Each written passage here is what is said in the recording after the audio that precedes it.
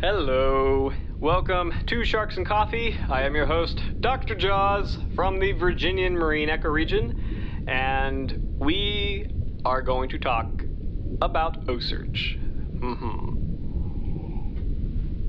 It is that episode. Now, before we begin, we gotta clear some things up. We gotta make a statement. So this channel is microscopic. As I'm recording now, what is today? Today is April 11th, 2017. I have got a beautiful total of 34 subscribers, 34 amazing shark people. Thank you so much. And by YouTube standards, that is microscopic, right? So even though this is a microscopic channel, it's kind of important to note that some of the viewers have been involved with Shark Week. I have gotten really nice thank yous from, it's specifically two groups who do literally two different shows on Shark Week. Or one is a group that does a show, and then the other is actual scientist, which is really nice. It's really flattering. But what that really does bring to mind is that even though this is a microscopic channel, there are certain people involved with certain fields that listen to it. And I have not knowingly had an Ocearch person comment or send me anything yet, but there's a possibility that might happen because it sort of happened before, very, very surprisingly and flatteringly, by different groups. And it's not really nice for me to name them, so, because, but anyway. Well, it's not nice because it's just it's unprofessional. It's name dropping. I don't want to name drop. That's kind of weird. But anyway, there is a very real possibility that Ocearch might listen to this.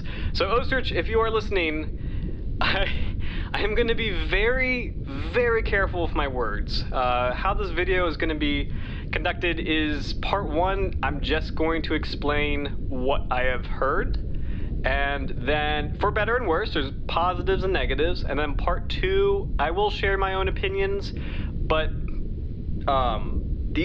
anything I say, it's going to be very, very carefully spoken. Just knowing that maybe an Ocearch person or someone affiliated with Ocearch in some way will hear this. So, I got you.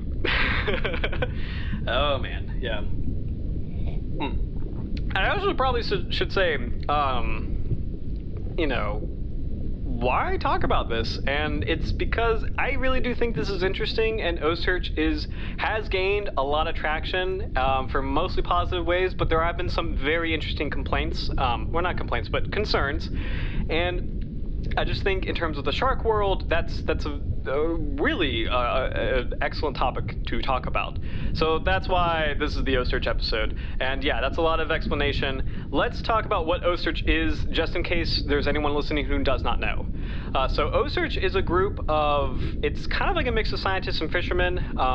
They do shark science, that they reel in mostly white sharks. That's their big kind of poster child, is the white shark. But they reel in white sharks, kind of like professional angling, and kind of bring them close to this very unique ship. I think it's called the MV Ocearch. I could be wrong. Yeah, I think it is MV Ocearch. But anyway, but what the ship has is kind of like this deck, this movable deck, this side deck that comes underwater, and then they haul the white shark in so that the white shark is supported on the deck, and they'll raise the deck up. And this process allows for Ocearch scientists to perform a very in-depth tagging operation on the animal. So, and then, they siphon water into it, they make sure it's okay, but they draw blood samples, they take other samples of some sort, and they'll attach a satellite tag, and a very heavy-duty satellite tag to the first dorsal fin, and then they'll let the shark go. And there'll be variations of the operation depending on the species. So again, white sharks are their big claim to fame.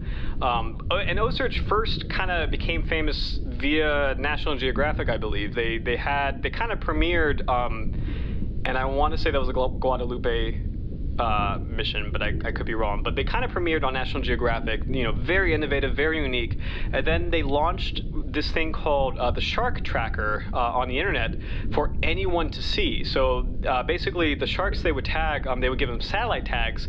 Satellite tags will ping data, and then they'll collect the data on this shark tracker. It's kind of like a Google map with all these really cool data points about like on the sharks and where the sharks are going. And it's publicly available. If you haven't heard of Ocearch, they have an app. You can get the app on your phone. I had it on my iPhone at one point, and I could just pull it open and track, oh, hey, there's a white shark in New Jersey today, which is really, really cool to see. And it provides a lot of interesting data on, white shark migratory movements. And not only for the white shark, but the other species they handle are mako sharks, tiger sharks, bull sharks, oh gosh, they have more than that. Yeah, they do handle hammerheads and I think reef sharks, but I could be wrong. But again, white shark is their claim to fame. So yeah, pretty cool, right? And they're on, I think they have had a couple, maybe more than that one special National Geographic, but they have, you can find their stuff on YouTube. I mean, you can find them. They're pretty famous by this point. So. What's interesting, though, is that the way they operate, it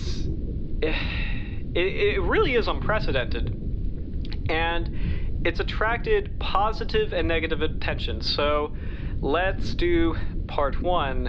What is that attention? And again, this is not really my opinion per se. This is just things that I have heard. So the positive is basically that it's mad cool. It is ridiculously cool. And this is really important. It gets people excited about shark science. This is the first time you have such a highly accessible, publicly available data set of white shark movements, of mako shark movements, of like all these different species. Like it's a super easy, simple app, and you could just track your sharks, and like they name them, and there's Mary Lee. Mary Lee is the most famous of the sharks.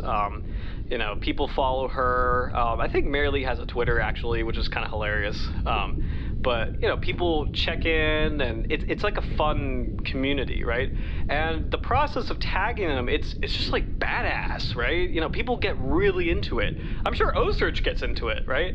Super exciting. I mean, it's an unprecedented project. I mean, you are hauling white sharks up and experiencing them in a way that no one really has before, and furthermore, providing data that has not been as, again, accessible to the public as Ocearch has done. This is a brand new, unprecedented thing, right?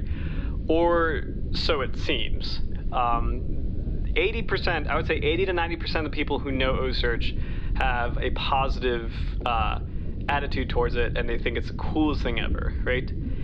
10 to 20% really don't agree and actually kind of hate them. And this is why. It's a little bit complicated. So, number one of the biggest reasons, and I think this is where most of the hate is generated, is the tag, right? The tag, especially on the white sharks, is it's really not biodegradable at all. It is a big piece of equipment. It is really big, and they literally screw it into the dorsal fin. It's like nuts and bolts, literally a Frankenstein tag, right? And it has to be that way to provide the satellite data, but there have been a lot of concerns about, does that cause fin damage, right? And kind of related to that subject is the method of capture, where you're hauling the white shark in, and fight time, I mean, it stresses the fish out. No matter who it is, like, sharks get stressed, right? I mean, every animal gets stressed, but like, the white shark is not having fun when it's, fighting the fisherman. It is like, I want to go. This is weird. This is not there's a hook in my mouth. This hurts. Get me out of here, right? Like, it clearly does not want to be on the boat, right? And the more time spent doing that, the more the shark's blood levels increase, or stress levels in the blood increase. I mean, you could tell that. Sorry, I mean, the more the shark's the higher the shark's stress levels increase. But you can actually tell that in the blood samples. And if they do take blood samples, that would be very interesting data to release, because when an animal is stressed, and they've done this with sharks a lot in different scientific studies, they secrete a certain set of chemicals, and the proportion of the set of chemicals will actually tell you, okay, this shark's kind of relaxed, or hey, this shark is freaking out. So I think it's serotonin, but I could be wrong. But anyway, there are certain hormones that you can tell, like if they're in high quantity in a blood sample, that it's like, oh crap, man, this guy was freaking out when we got him. So it would be interesting if Ocearch released that data, because I'm pretty sure they do take blood samples. But anyway. So, and on top of the fight time and the fin tag, lifting the shark, literally lifting it out of the water, that creates a lot of stress too. Especially since a white shark, it's a massive animal. It literally is, it's, let's see, 1,700 kilograms. That's kind of about, like literally this is an animal that's like a ton. It's gigantic. It is huge. It is very, very dense. That's like 2,000, 3,000 pounds. And that's a lot of weight to be crushing down, because in the water that weight is suspended. You know, that weight is useful and helpful. It helps, you know, the shark's buoyancy, right? But above water, above the surface, like that is a lot of pressure. That is a lot of pressure on the species, to the point where you gotta wonder, are certain features getting crushed? Are, you know, organs getting crushed? You know, especially since sharks, they do not have a bony skeleton, of course. You know, they're cartilaginous, very, very flexible. But is there a risk of like organ damage? Is there a risk of things just, you know, really feeling too much pressure and hurting? So for these reasons, for the pain reasons, for the damage reasons, people have been freaking out. And again, it's not a lot. I haven't seen a lot of them, but you know, it's still, I mean, it's also not one person. There's still a very loud contingent that really hates this, especially since you got to remember, white sharks, they're a protected species. They are mad protected. Like white sharks are, their sites listed. I believe it's an endangered species. They're protected by nymphs in the United States. Like that's not an animal to mess with, right? You know, that's sort of like an ocean panda bear, kind of. You know, I think they're doing better than pandas, but still, it's like you don't want to do that lightly. So yeah, people have been very, very concerned about that. Now, the other reason that there is dislike, and this I find, I mean, I don't want to say, this is a little bit more complicated, and I find this really, really interesting, is, I gotta take another sip of coffee, hold on, I'm sorry. This is really funny. I get worked up. Some of Ocearch's discoveries are not discoveries, meaning they will find something that someone already else found. An actual, like a bona fide researcher from the 70s or 80s probably discovered it.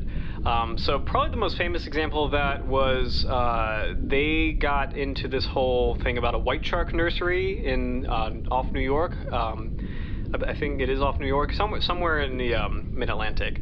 And everybody was like, wow, white shark nursery, man, no one knew this before, right? But the scientific community, the shark science community was like, they were sort of face-palming, because it's like, we did know this before. This is not news. This is something that's already been discovered, and Ocearch should not take the credit because scientist X did this 20 years ago, right? And there's been a couple examples like that and a couple concerns about that, to the point where some members of the shark scientific community, and some that I know, are, you know, there's this impression that, you know, there's this idea that maybe Ocearch is puffing things up for press, you know, or sponsorship, or whatever. I mean, you know, because it's like, it's something that obviously gets a lot of attention, and the more attention you get, the more lucrative your prospects are. So, and I think members of the scientific community are concerned that you don't want to take credit where it's not due, especially since that, like, it's kind of like this feeling of like they're talking the talk but only doing half of the walk. So which I find very, very compelling, and that's a great segue into part 2.